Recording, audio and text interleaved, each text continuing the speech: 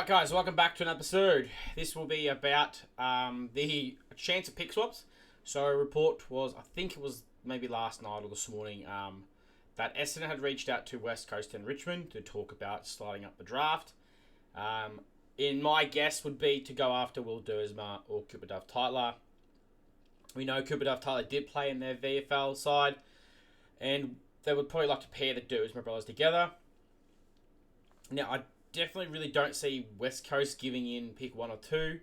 And I really don't see Cooper Dove-Tyler or Will Duursma getting past West Coast. Unless there's a chance that they don't want to go to Cooper Dove-Tyler and West Coast are after a player like Dyson Sharp. Then it, opens up the kettle of fish for Richmond to be a chance. Also, a bit of the report was they were pretty keen on Sullivan Roby, which I know that will probably anger a lot of Tiger fans. Most Tiger fans are pretty keen on Sullivan Roby and pairing him with Sam Lawler, which is my whole point of view. But it all would depend on what the offer would be. Now, Ryan Geeshan did say today to Cal Toomey that they have had the phone calls, they have had the discussions. Nothing is set in stone.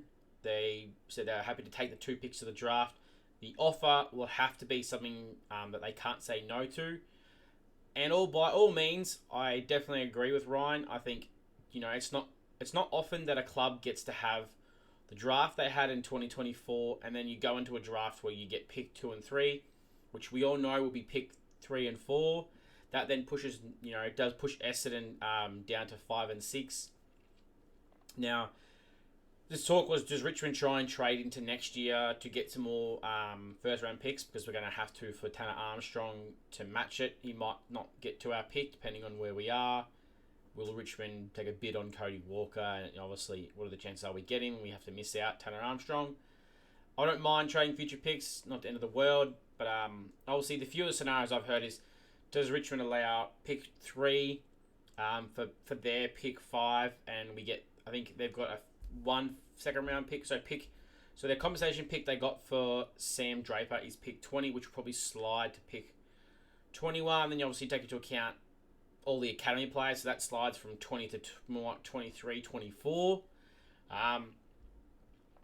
It's not a bad deal to slide down 1 pick if you're willing to lose on Sullivan Roby. I'm not really keen on losing Sullivan Roby, but you could still get.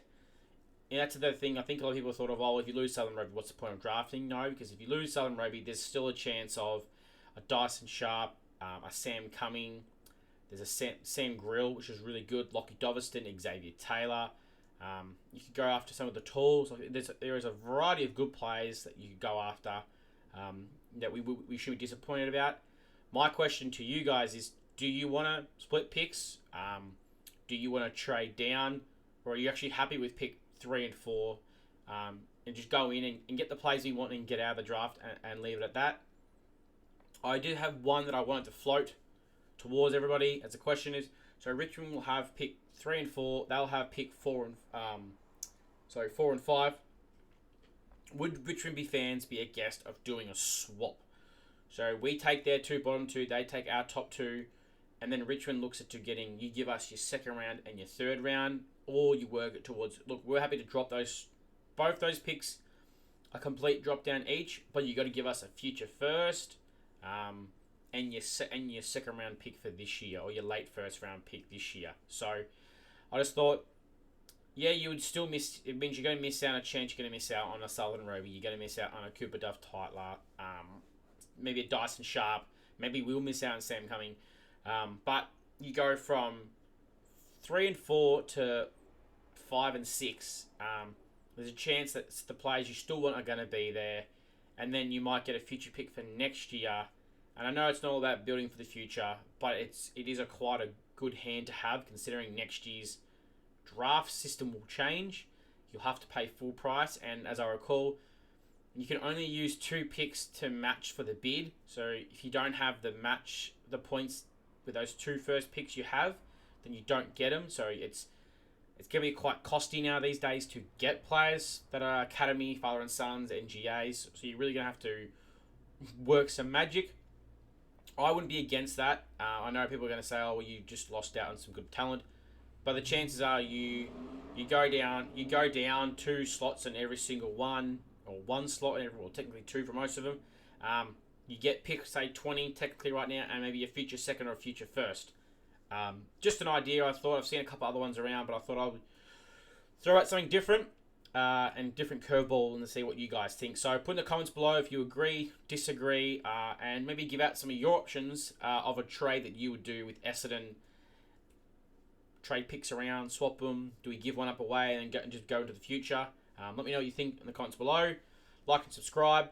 As always, stay safe and go Tigers.